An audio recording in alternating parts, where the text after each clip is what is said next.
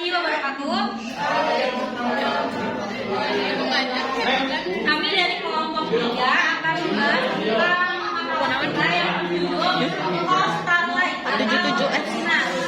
Nah, kita berasakan Apa naonnya? yang pertama saya sebagai moderator yang anak, kemudian Lain apa naon nu murah we. Saya Maulana Rijal. Nu sajutaan. Nah, kita lanjut aja ke latar belakang kenapa kelompok kita memilih usaha kosan. Nah, menjadikan kos sebagai suatu bisnis adalah sesuatu yang sangat menguntungkan, seperti stabilnya penghasilan atau omset yang rutin didapat setiap bulannya, dan keuntungan dari naiknya harga tanah yang sekaligus dapat menjadi investasi jangka panjang.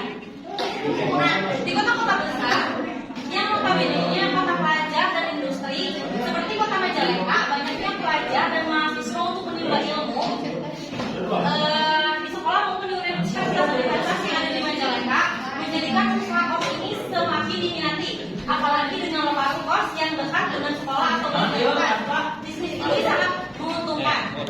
Nah, seperti di sekitaran sekolah atau kampus Universitas Majalengka, sekitar sekolah SMA itu Majalengka yang letaknya tidak jauh dengan rumah masyarakat, maka peluang bisnis ini tidak dilewatkan begitu saja oleh mereka yang menyediakan kos.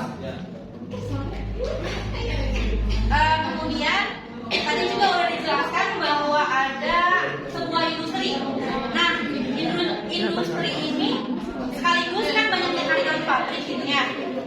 Nah, memiliki tempat kos yang nyaman dan sesuai dengan fasilitas mereka tuh bisa menetapkan mereka untuk selalu menjadi apa ya, seperti rumah gitu di kosan. Nah, terus dengan latar ini kita tertarik untuk mengambil usaha kosan. Tapi berapa? Lanjut tujuan bangun kos. Berapa bulan? Di sini ada tujuan membangun usaha kos. Yang pertama ada target yang banyak. Kebutuhan masyarakat akan tempat tinggal setiap tahunnya meningkat, terutama dalam hal kos-kosan. Hal ini disebabkan bangsa market bisnis kos-kosan Yang pengen ya apa bae Samsung, yang kedua ada pendapatan rakyat. Pendapatan dari bisnis kos bersifat rutin dan jangka panjang. Sebab setiap bulan Anda bakal menerima penghasilan dari hasil sewa kos. Jangka masa-masa sewa kos juga lumayan lama dan mencapai sejumlah tahun. Ketiga, memiliki nilai yang sangat tinggi. Kos-kosan adalah sebuah properti yang menghasilkan pendapatan setiap bulan atau tahunnya. Jika suatu saat nanti Anda ingin menjual kos-kosan tersebut, Anda akan mendapatkan keuntungan berlipat karena kos-kosan adalah properti yang memiliki nilai jual tinggi. Mau beli HP dulu. Terus ada pengelolaan kos termasuk rendah. Menjalani usaha kos-kosan dapat dibilang paling mudah. Mungkin kita akan mengalami kerepotan, tapi urusan tersebut terjadi hanya akan di awal mula bisnis saja. Terus ada menjalani relasi. Menjalin relasi. Sudah sering Anda dengar kisah mengenai pensiunan yang hidup sendiri, jauh dari anak-anaknya yang bermukim di luar kota. Mereka memilih untuk mengkoskan lokasi tinggal mereka. Selain menyerahkan pendapatan tambahan untuk mereka, kehadiran anak penyewa kos pun mampu menjadi sumber keceriaan hidup mereka. Dan yang terakhir ada kondisi bangunan lebih awet.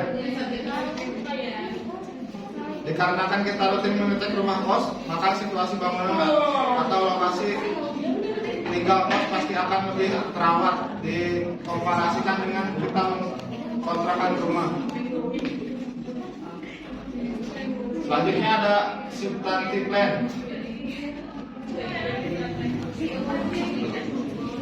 Prognosa tentang prospek pemasaran usaha kos tahun 2024. Yang pertama ada keadaan ekonomi pada umumnya. Kondisi ekonomi dapat mempengaruhi permintaan akan menginap kos-kosan. Jika perekonomian sedang bagus, maka permintaan kos-kosan juga akan meningkat. Sebaliknya jika perekonomian sedang sulit, maka permintaan kos-kosan akan menurun. Yang kedua ada situasi pasar kos. Usaha kosan di Lindung semakin berkembang pesat seiring dengan meningkatnya sejumlah industri pabrik. Menjadi usaha kos ini semakin diminati dan menimbulkan peluang yang besar bagi para pelaku usaha dalam sektor hunian. Yang ketiga ada kondisi persaingan tahun 2004. Kondisi persaingan kos di Lindung sangat ketat. Berbagai sumber menunjukkan bahwa fenomena sewa kos per jam telah menjadi populer di daerah ini, memicu persaingan yang sangat tinggi dan berpengaruh dan beberapa tahun terakhir persaingan di Lindung meningkat dengan contohnya bisnis kos-kosan yang dibangun karena mereka pun tentunya tertarik untuk mendapatkan keuntungan dari bisnis ini karena semakin banyak para pekerja atau karyawan pabrik yang membutuhkan tempat tinggal seperti kos. Yang keempat ada posisi pesaing. Posisi masa pesaing apa ya? Antara bidang kos, Ripa Kos, Kos Ektisari, Kos Citra Al Azhar. Yang kelima ada posisi usaha dalam persaingan kos. Kos Starling atau Bersinar berada di posisi kedua setelah bidang kos. Selanjutnya ada sasaran yang perusahaan. Ada di sini tidak tahu. Yang tahun pertama 2004. Nah, ayo memang suruh lanjut banget.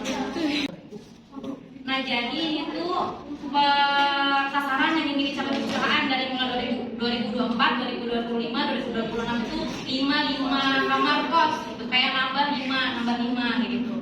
Nah, dan kenapa sih ini bisa jadi 100%? Coba.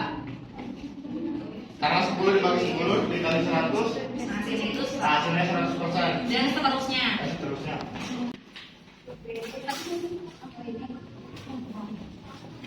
Iya. Masih dia. Tadi mah beda sih. Oh, beda. Tapi sama aja lah. Maksudnya tadi. Ya. Oke, di sini saya akan menjelaskan tentang substantif plan. Nah, yang dimana di sini ada tahun 2004, 2005, dan 2006. 2024, sorry.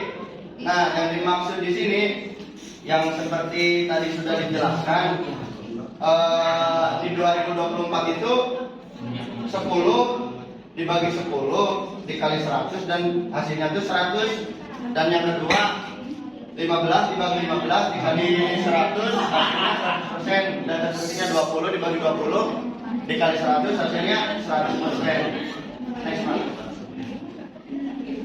Oke, yang kedua di sini ada sasaran pemerintah tentang produksi usaha kos.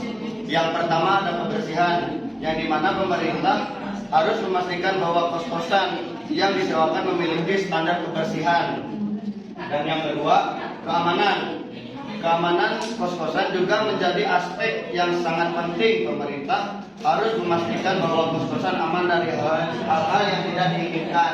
Dan yang ketiga ada pengawasan. Pengawasan di sini pemerintah harus mengawasi penghuni agar mentaati peraturan dan tidak melanggar tata tertib yang ada di kos-kosan tersebut. Dan yang keempat ada peraturan. Yang dimana peraturan ataupun pengawasan tidak beda jauh ya. Di sini pemerintah harus memastikan bahwa peraturan-peraturan yang diterapkan di rumah kos seperti aturan tentang tata susila, keamanan dan kebersihan, begitu pun yang lainnya. Nah, di sini ada jenis usaha yang mengurangi atau menggantikan usaha kos. Salah satunya adalah apartemen. Kegunaan apartemen adalah sebagai tempat tinggal. Dan di sini ada 3 poin perkiraan tentang harga. Di sini ada yang pertama harga jual kos kamar mandi di dalam dengan harga 550 per bulan, sedangkan kamar mandi di luar dengan harga 500 per bulan. Terus 3.7 ada kapasitas usaha kos, 5 kamar mandi di dalam dan 5 kamar mandi di luar. Jadi 5 kamar tersebut tuh beda harga. Karena apa? WC-nya ada yang di dalam sama ada yang di luar. Terus kapasitas maksimal di kamar tersebut 1 sampai 2 orang. Nah, lanjut ke kebijakan direksi atau manajemen tentang mutu produksi. Nah, mutu produksi bisnis kosan ini adalah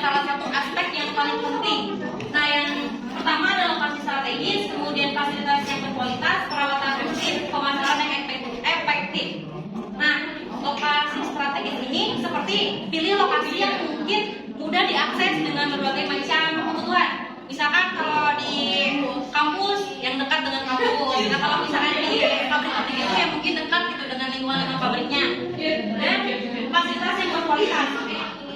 Nah, fasilitas ini mungkin ada juga yang asal-asalan aja, tetapi kita memilih fasilitas yang baik dan memenuhi karyawan-karyawan ataupun mahasiswa-mahasiswa pelajar, dan perawatan yang rutin. Nah, lakukan perawatan yang rutin seperti bersih-bersih kosan, misalkan ada 1 minggu berapa kali, 1 bulan berapa kali, itu kan menjadi keamanan gitu, kenyamanan juga untuk warga kosannya. Kemudian ada pemasaran yang efektif. Nah, pemasaran yang efektif ini mungkin strategi bagaimana kita memasarkan pemasaran ini. Kan tidak hanya sebuah toko, sebuah makanan yang kita pasarkan, tetapi juga pasar itu bisa dipasarkan, dipemasarkan. Kemudian hubungan dengan customer. Yang pertama yaitu ada meningkatkan kepuasan pelanggan. Nah, dengan memahami kebutuhan pelanggan, bisnis kos-kosan dapat menawarkan fitur-fitur yang sesuai dengan meningkatkan kepuasan pelanggan. Yang kedua yaitu ada meningkatkan interaksi. Memungkinkan bisnis kosan kan ada juga yang pemilih dengan yang itu kosannya itu tidak akrab, jarang berinteraksi. Nah, mungkin kita bisa sering meningkatkan interaksi agar akrab lah gitu. Terus meningkatkan kepercayaan.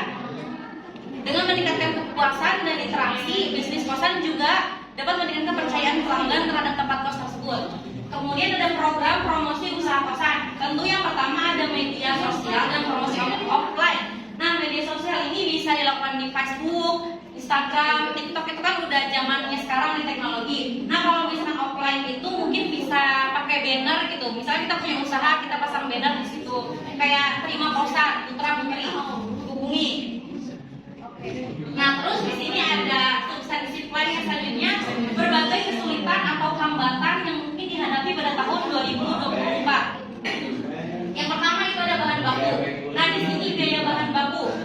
Biaya bahan baku seperti biaya bangunan harus dipastikan dalam kondisi yang baik agar digunakan oleh penyewa pada tahun-tahun mendatang. Jadi bahan bakunya juga harus yang baik gitu. Nah, terus ada kualitas bahan baku. Tentu kualitas bahan baku juga kan tidak asal-asalan, karena kan kosan itu untuk jangka panjang.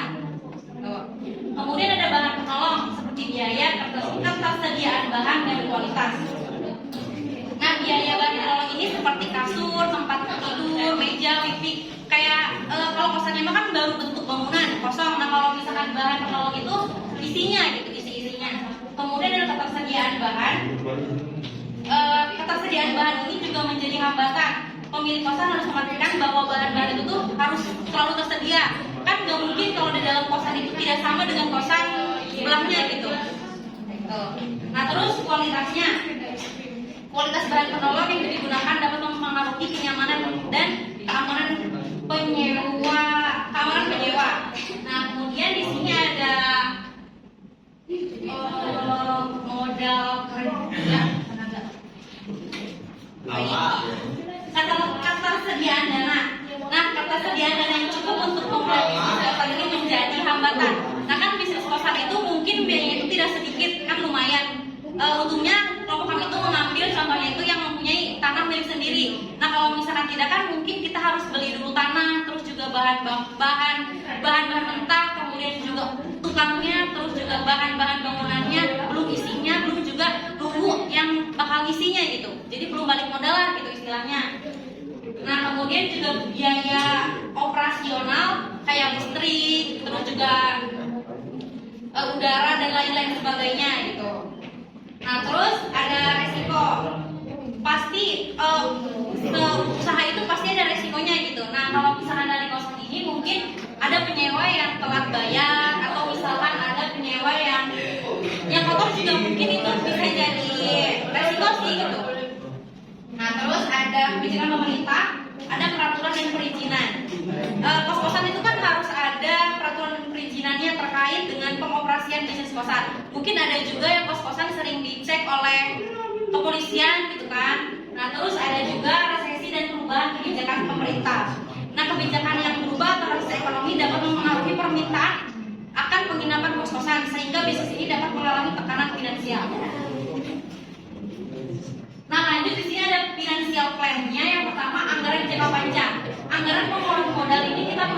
seluas 30 meter persegi. Terus siapa 30 ya udah itu kalau 300.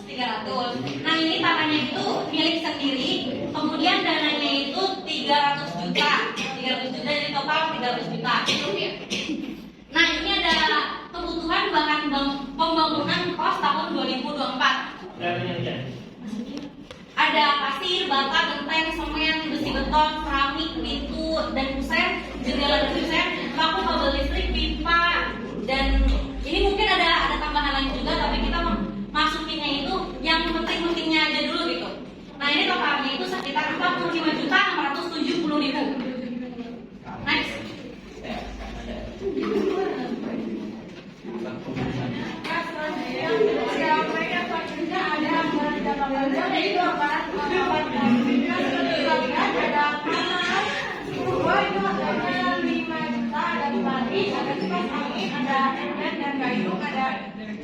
Ada korden dan jendela dan totalnya itu semuanya 60.550. Selanjutnya ada anggaran tenaga kerja. Bisa dilihat untuk pekerjanya itu ada 10 orang. Nah, jam kerjanya itu 1 hari, upahnya itu 100.000 untuk 1 orang. Dan juga mandor atau tukang itu ada 3 orang. Sama jam kerjanya 1 hari dan upahnya 140.000 untuk 1 orang. Nah, yang selanjutnya ada kebutuhan kos dirimu, menyewa kamar kos, dan persen kontribusi masing-masing di kamar kos. Yang pertama ada kebutuhan kosan dirimu. Yang selebihnya teman-teman bisa lihat itu ada 200, 300, 400. Nah, persen kosan itu dari mana sih? Hasilnya itu dari 10 kayak tadi yang ada dijelaskan sama 10 dibagi 200 dikali 100 hasilnya 5%. Nah, itu nomor 4 persen kontribusi kos penuh. Itu pilihannya, jadi mereka itu kebanyakan orang-orang itu memilih yang kamar mandi ada yang ada di dalam. Seperti yang ada di sana 70%, 75%, 60% kebanyakannya. Nah, selanjutnya ada target penyewa kos tahun 2024 sampai tahun 2026. Nah, yang pertama ada kamar kos kamar mandi di dalam. Yaitu ada tahun 2024 ada 5 kamar, 2025 dan 2026 juga sama. Dan kamar kos kamar mandi di luar juga sama. Nah, untuk penyewaannya itu jumlahnya yaitu 5 dikali 550 dikali 12 karena per tahun ada 12 bulan. Nah, ditambah 5 dikali 500 dikali 12 hasilnya 63. Itu yang 2025 dan 2026 juga sama. Terima kasih.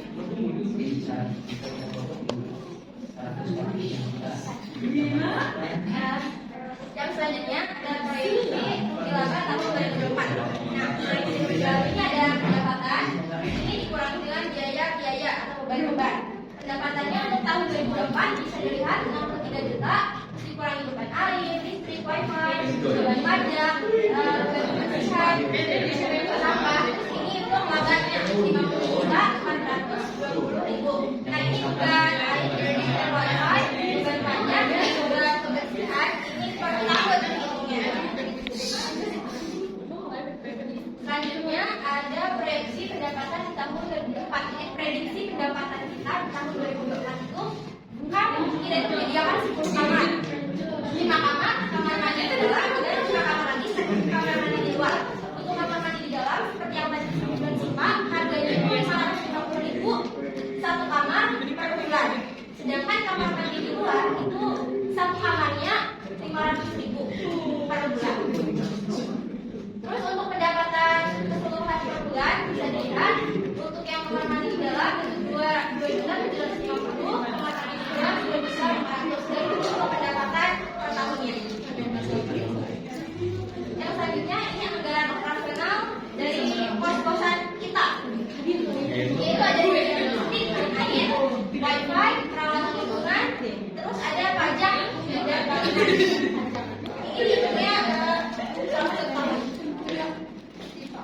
selanjutnya ini anggaran laporan pembaruan di tahun 2024. Biasa tadi ada pendapatan, terus ini pengeluaran pembaruannya ya listrik, wifi, perawatan lingkungan, terus ada kualitas pajak.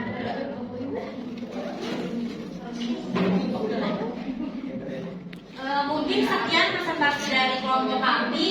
Ada yang mau ditanyakan nggak? Dari kejuaraan dari kelompok 4 tadi kan sudah dijelaskan berbagai apa ya modal dari segala macam, kemudian tanah, bahan bangunan segala macam. Nah, dengan apa ya, dengan keuntungan laba bersih daripada kosan sendiri, misalkan berapa tahun sih sampai misalkan balik modal. Kemudian dari tadi substantif lain ya, itu kan 100% boleh dilihat lagi. Itu kan 100%. Jadi misalkan yang dimaksud 100% itu berarti yang di misalkan pabrik apa tidak? Pabrik ya, masa pabrik ya? Yang mau pas tuh. Nah, emang misalkan di sekeliling pabrik cuma kosan EPA aja gitu. Sampai kan ada industrinya sampai 10, kemudian target EPA 10. Jadi apakah di sekitaran pabrik hanya kosan EPA aja gitu? Apa gimana? Dijawab. Izin menjawab dari dulu ya. Nah, itu ditanyain apakah yang di lingkungan itu cuma kos-kosan kita aja? Enggak. Tadi juga udah dijelasin ada posisi pasar pesaing. Nah, ada di sini kita nyobain cuma 5 karena yang dekat mungkin cuma 5 lah. Ada Jidan Kos, Impa Kos, Kos Selin dan Kos Citra Al-Hajar. Nah, tapi kan namanya juga usaha pasti ada persaingan-persaingannya. Nah, persaingan kita itu kos kita itu sangat dekat dengan Jidan Kos gitu. Jadi mungkin kalau ada yang minat datang tuh harus lihat juga yang pesaing. Nah, mungkin dia tuh lebih bertanya ke sana. Jadi kos kita itu nggak ditempatin. Nah, itu. Nah, kalau misalkan yang tadi balik modal, kan usaha kita itu pertama pilih sendiri. Kedua juga mungkin modal kita itu yang modal hasil kita mungkin dari tabungan, tidak minjam gitu loh ke bank atau ke saudara atau ke yang lain. Jadi pendapatan kita tuh full ke kita sendiri gitu. Nggak bayar. Misalkan per bulan bayar ke bank berapa juta atau misalkan ke saudara nyicil enggak. Jadi hasilnya itu buat kita semua. Tetapi pasti ada tadi yang apa sih? Ini kebutuhan tuh kayak listrik kayak gitu. Nah ya operasionalnya kan biaya listrik dan air, wifi, perawatan lingkungan, pajak bumi. Nah mungkin itu yang bakal orang bayar kos tuh tapi bayarnya ke sini gitu. Untuk modalnya mah pasti ke kita balik lagi. Tapi juga ada kerugiannya mungkin kalau ada yang keluar gitu. Nah itu kan berkurang tuh. Jadi otomatis gak ada pendapatan. Ya gitu. Terima kasih. Lagi surat tahun. Ini surat tahun. Nontek. Oh, namanya. Apa kan bisnis kosan itu pakai tanah sendiri ya dengan pendapatan segitu. Nah, kalau misalkan tanahnya milik orang lain kita beli ke tanah tersebut, kan itu pasti memakan biaya yang besar, bahkan lebih dari 1 miliar, 1 miliar lebih. Nah, dengan modal 1 miliar lebih, terus pendapatan segitu, kira-kira memerlukan berapa tahun untuk membalikan modal tersebut? Nah, kalau misalkan bisnis kos-kosan ini kan kadang sepi kadang rame ya. Nah, kira-kira dengan menunggu beberapa tahun tersebut, apakah bisnis kosan itu tetap konsisten atau bagaimana? Kontrak ada yang masuk, ada yang keluar. Tapi perkiraan kami berhubung kos-kosan tersebut dekat dengan PT perusahaan, kemungkinan besar ya pasti penuh. Karena apa? Yang kerja di area tersebut itu bukan warga lokal terus, tapi di warga luar juga pasti ada. Dan rata-rata di zaman sekarang rata-rata tuh anak muda ataupun mahasiswa ataupun pekerja pasti mencari kos-kosan yang dimana kos-kosan di sini tuh fasilitasnya udah lumayan lengkap. Ada yang mulai dari harga 550 dan ada juga dari harga mulai 500.000. Kita kalikan saja dari harga tersebut dengan berapa bulan ataupun berapa tahun untuk membalikan modal. Begitu. Berapa umur sih? Ya kira-kira kurang lebih kan itu gede ya, 1 miliaran, 10 tahunan lah. Katanya anu di pabriknya. Gede yang di pabrik. Kalau misalkan di lingkungan tunggakannya, nah, karena kan terisi terus tuh kalau misalkan ada yang lulus udah terisi lagi sama yang baru, mahasiswa baru, pelajar baru kayak gitu nah. Terus kalau masalah balik modal ya, sampai dari prediksinya bisa jadi setiap tahun masa itu kita naikin harganya berapa. Benar. Wah. Gitu nah. Ini sudah mendengarkan, mohon maaf apabila ada kesalahan.